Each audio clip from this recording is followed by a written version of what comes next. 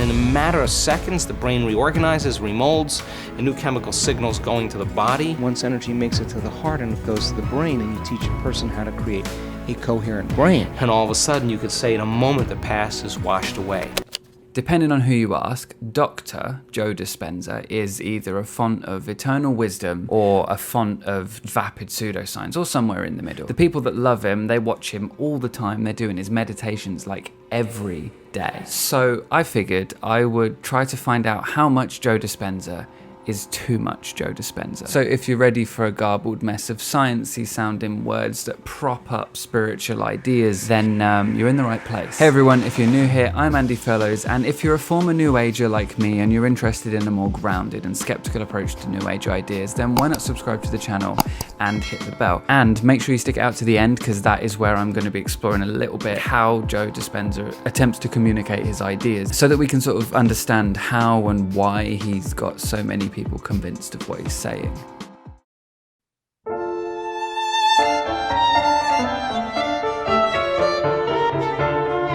The first video is called How to Wash Trauma Away. We'll just let that one sink in. And it's not better than it sounds. And really, the strong emotion from that event had altered them to such a degree that they were so disoriented or so altered inside of them that they narrowed their focus and froze an image, and the brain took a snapshot, and that's called a memory. So long-term memories are created by heightened emotional experiences. Honestly, this feels like both a truism and an oversimplification. Do you know what I mean? Like, not all long-term memories are created by heightened emotional experiences. Like, the fact that I still remember the phone number of the house that I lived in when I was 9, that's not an emotional thing, that's there. And I suppose you could make the argument for, well, there's different types of long-term memory, but Joe's not saying that. Although that may well be the case, that's not what Joe's saying here. I would also be concerned that, like, flattening trauma into strong emotion may, you know, crush out some of the usefulness of having two different words for two different things. I feel like he's sort of bulldozing over the reality of trauma to make an inspiring point here. So then how are you going to change that? You got to have an inner event that's greater than the betrayal, greater than the shock. And in a matter of seconds, the brain reorganizes, remolds, and new chemical signals going to the body. And all of a sudden, you could say in a moment, the past is washed away. If trauma could really just be washed away, I don't think that people will be going to years and years and years of therapy for this. You know, if it was just something that you could have an easily accessible, like, inner event in order to solve, why wouldn't this be happening more often? Why wouldn't people? I feel like it's almost like a Hollywood version of overcoming trauma, of like where you just have like one really bad night where you're sweating and like there's nightmares and then that's it, you're over it, and the next day you're super determined and it's all about mindset, you know? But that's kind of not the reality of these things as far as I understand them. You know, trauma is something that it does change your brain in ways that take a while to put back together, you know? Also notice he's using like sort of soft language in between the bolder claims that he's making, so it's almost like he's got like a get out of jail free card. And all of a sudden you could say in a moment the past is washed away. It's almost like he's saying it in, you know, in a manner of speaking, you could say it's been washed away. I'm not saying it, but you could say that. I'm not sure how well Joe's assertion here that trauma can literally just be washed away as a consequence of like one inner experience where the brain instantly rewires itself to everything's better, alakazam, wonderful. I don't know how well that gels with the fact that he sells guided meditations that are to be done regularly. Unless, of course, you can wash trauma away, but if you want to break the habit of being yourself, and being yourself means I really need to remember to lock the front door, well then there we need a 2-week treatment. Jokes aside, I don't doubt that, you know, an inner event is part of healing from trauma. Like going through those sort of emotional kind of changes throughout therapy, throughout treatment, that is going to result in a change, yeah. But, you know, there's almost like a hint of like a grand unified vision here where, you know, humanity is a monolith and you know, everybody will respond the same way to the same stimuli. To insist that it's just as simple as an inner event. Obviously, the inner event's going to be different for each person, and I think it's important to make space for that nuance there in looking at what Joe's saying here, Dr. Joe, or what Dr. Joe's saying here. Let's not forget the doctor, he likes the doctor bit. Let's see what day 2 of Dr. Joe holds tomorrow.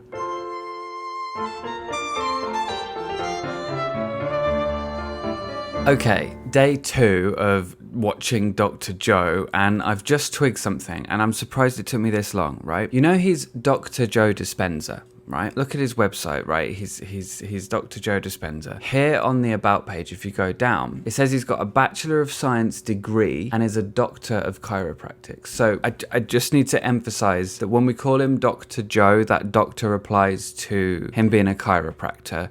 Not, as far as I'm aware, and I could be wrong about this, but as far as I've been able to tell, not in reference to his further postgraduate training in the fields of neuroscience and neuroplasticity and quantitative electroencephalogram measurements, epigenetics, mind-body medicine, or brain-heart coherence. I don't believe that any of those things are why he's a doctor, you know? Make of that what you will. As far as I'm aware, chiropractic isn't like what it's cracked up to be. So what we're looking at on day 2 is Joe Dispenza talking about invisible beings that appear at his workshops, or more specifically, How we could actually see them first. so Joe's positioning himself as a bit of a skeptic here. I'm not the type of person that ever looks for them. I'm not the type of person that spends a lot of time trying to connect with beings. As far as I can tell, he's effectively implying that if you want to be able to see invisible beings, then it's as simple as rewiring your brain, much the same way as you would if you were, you know, just washing away trauma. Am I doing the air quotes too much? I feel like I'm doing the air quotes too much. The brain could only see equal to how it's wired. If there's no circuitry for patterns in the brain, then you don't see reality, right? It's called pattern recognition. I feel like this emphasis on the ability to rewire the brain at the drop of a hat is something that it underscores that sort of limitless potential of the human vibe that we've got going on with Joe here. What's interesting to me here is that Dr. Joe, let's not forget he's a doctor, and Lilu, who he's talking to here, are speaking about how there's been a bit of a movement that's formed around Joe's work, Dr. Joe's work. If you read Eric Hoffer's work on mass movements, one of the points that he makes in his book, The True Believer, is that in mass movements, there tends to be this emphasis on the unlimited perfectibility of the human. And usually where things get a little bit more cult-like is when this sort of grand unified vision, be it of life, of what it means to be human, of the universe at large, begins to feed into this kind of prescriptive mode of speaking, wherein the right way for all humans to act and think and feel and basically live their life is outlined by the central doctrine. Applying this to Dr. Joe, I think it makes some sense as to why there might be like a bit of a cult of a personality around him. I think he is hitting a lot of these points fairly well, although thankfully not in quite the same way as like other people who are out and out cult leaders, you know. There's not like the presence of something like fear indoctrination, which honestly is something that I'm glad about. By the way, if you want to hear like a bit more from me on these kinds of issues, there's always stuff that doesn't always lend itself to becoming a full video, but it is sort of best expressed in like a couple of paragraphs or so. If you follow me on Instagram, which you should definitely do, then you'll be able to see these posts as and when they come up. Getting back to Dr. Joe, the thing that really does sort of jump out to me here is how he seems to take these like common sense notions, like these things that we're all kind of aware of to one extent or another. So you spend the majority of your life narrowing your focus on everything material, and then sort of ramps up the, you know, the transformational potential of those things, and then speaks about them as if they're like, you know, the ultimate thing. and our senses plug us into the three-dimensional reality. So everything that's known to us is wired in our thinking neocortex. It's like he's saying that if we're able to harness these tools, then they can become what enables the infinite perfectibility of the human. And a lot of what he talks about is this kind of like reclaiming your life and like taking back control over your life. When you think about it and you apply that to what he's actually saying here in this clip, is it really true that like pattern recognition and neuroplasticity are the secret to being able to see invisible beings, or beings which were previously invisible and have now become visible on account of you know, mastering your brain? Because you're going to begin to see things that have always existed, but you didn't have the circuitry to perceive them. Probably not, eh? I mean, maybe, but I do doubt it. It also strikes me as like a carrot on a stick sort of a situation. And if we've got like a carrot and stick situation with invisible beings, which is definitely one of the more outlandish claims, then does it really bode well for some of the tamer claims that he's making, you know, around abundance or whatever it is? That's what jumps out to me from this little clip on day 2, but let's see what tomorrow brings. Oh, by the way, if you're enjoying this video, please hit the like button.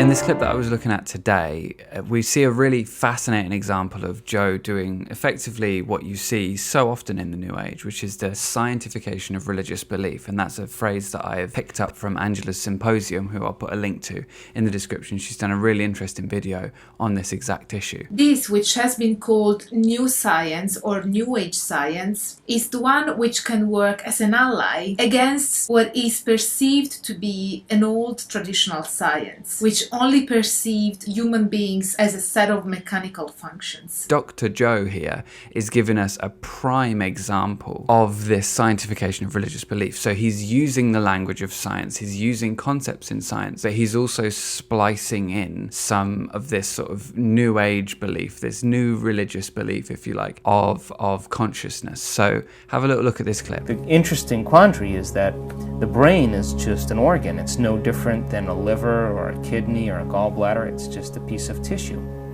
But we now know, according to the latest research, that we can change the brain. So there you can hear him sort of subtly suggesting that there's something lesser about the material, and the implication thereafter is that there's something greater than the material. Just a piece of tissue, right? But something's changing it. Something is changing it. Now, the parallel that he draws here between the brain and other organs is an interesting one that he uses to build his point, but I would posit destroys his point slightly. Who's changing the brain and the mind?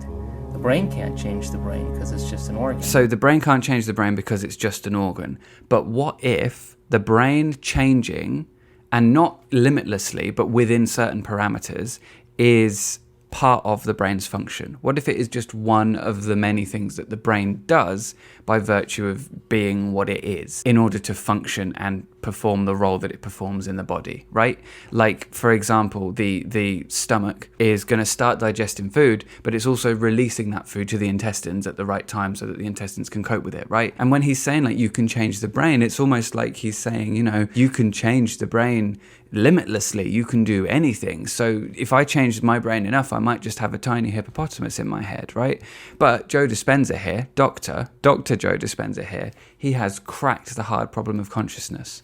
Behold. And mind is the product of the brain, according to neuroscience. And so the answer is that 13-letter word called consciousness. So there we go, problem solved. The consciousness supersedes the brain. It comes from somewhere else. It comes through the brain, and that's what creates the mind. Brilliant. Fantastic. Cheers for that, Joe. Classic example of the scientification of religious belief. This is not, we're trying to find out. This is not, I wonder what the answer is, let's try and find out. This is, I know what I believe, and I'm going to now look for evidence of what I believe in order to prop that up. This is exactly the kind of thing you see all the time within the New Age sort of sciencey thing. You'll get some evidence and then they'll take it and run. And a lot of times he says things like, you know, we're now discovering, we know now, and we have the evidence now. And yet, when you look up his studies, I've only been able to find two, and neither of them necessarily support the conclusion. What he's saying here, I don't believe, is a reasonable inference based on the research that he has published with his name on it. And you can check those out for yourself. I'll put a link to them in the description. I could be wrong. I may well be wrong. And if I am, let me know if you disagree in the comments. But anyway, let's see what day 4 has to bring.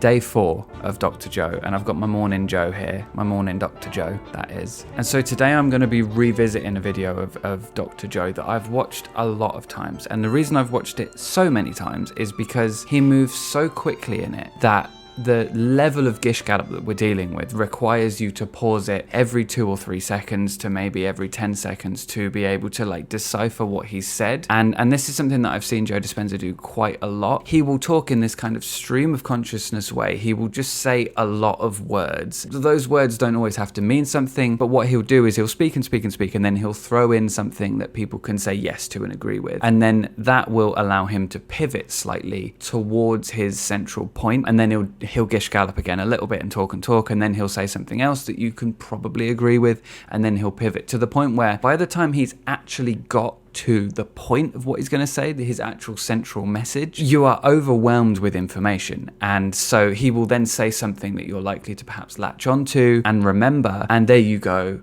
Joe Dispenza's really wise and insightful because I learned this really useful thing from him. Whether it is actually useful, I think would be case by case, but you know, that seems to be how he seems to be communicating here. And I'll play you a longer clip just now so you can see what I mean. The moment they start their day, they're already thinking in the past. So the moment they recall those memories of their problems, they all of a sudden feel unhappy, they feel sad, they feel pain. Now, how you think and how you feel creates your state of being. So the person's entire state of being when they start their day is in the past. So what does that mean? The familiar past will sooner or later be predictable future. If you believe that your thoughts have something to do with your destiny, and you can't think greater than how you feel, by very definition of emotions, you're thinking in the past. One thing that strikes me about Dr. Joe is that his speech is caked in deepities. He speaks in metaphor often, and then he uses the emotive power of the metaphor to create an emotional reaction in his audience, like this. That becomes the routine, and it becomes like a program. So now they've lost their free will to a program. He says it becomes like a program, and then he speaks as if it's literally a program, like people have lost their free will to a program. It's like if it's true metaphorically, then it's true in reality. And I just want to be clear that this day 4 clip is 4 minutes into a 33-minute video where he's doing this pretty much throughout from what I've seen. And I think it's worth saying that it is conceivable that if you're someone who listens to Joe Dispenza and you follow his advice and you do what he suggests is a good idea, that you may experience some degree of benefit from it. Not necessarily because he's saying anything new or different or, you know, anything particularly groundbreaking, but because a lot of what he's building his stuff on is sort of common sense. It is obvious stuff, and there are things that he is saying you will benefit from, maybe for different reasons than you actually benefit from them, that you know could still do and you could still benefit from. And to that end, his meditations are an interesting one because I've actually done some of his meditations before. Someone sent me them like a year ago or so, and I've done 2 of them, I think. And I'm going to be sharing my experience with that in the audio companion over on my Patreon. So if you're interested in hearing a little bit about my personal experience with some Joe Dispenza meditations, then definitely check out the Patreon link in the description. Join at whichever tier is right for you, and you'll get access to that audio companion. But yeah, as far as I see it, Joe Dispenza's speaking style is like stream of consciousness gish gallop that just bamboozles the shit out of you. And then he throws in just these occasional like truisms and common sense things that you're just like, oh, okay, yeah. And you're saying yes, you're saying yes, until the very end where he says something fucking ridiculous like this. You have to get beyond the analytical mind and be able to suppress the mechanism of the thinking neocortex, the memory bank of the known self, teach a person how to operate from their limbic brain and tune that pineal gland into frequency and allow that pineal gland to lock into a frequency. Or feelings have become the means of thinking. I'm dreaming with my eyes open, and all of a sudden I start perceiving things. Well, I started getting stories of 2 different people in a room of 1,000 people saying, I saw this incredible thing, and the other person saw the exact same thing. And I saw something very similar. I never said it. The stronger the emotional reaction you have to some experience in your life, the higher the emotional quotient, the more you pay attention to the cause. The moment the brain puts all of its attention on the cause, it takes a snapshot. And that's called a memory. I'm interested though, have you had any personal experience with Joe Dispenza? Did you used to watch him? Have you benefited from any of the things that he's doing? And do you think you benefited for the reasons he told you might, or for some other reason? I'm really interested to know what your experience has been with this. I know this video was a bit of a longer one, so thank you for sticking it out with me. And if you did get to the end of the video, then drop the word strawberry in the comments below. And yeah, we'll confuse everybody who didn't make it to the end of the video as to why everybody's saying strawberry in the comments. If you've enjoyed this video today, please remember to subscribe to the channel and hit the little bell thing so you get notified anytime I upload a video. I'm Andy Fellows. Please be kind and ask good questions, and I'll see you in the next one.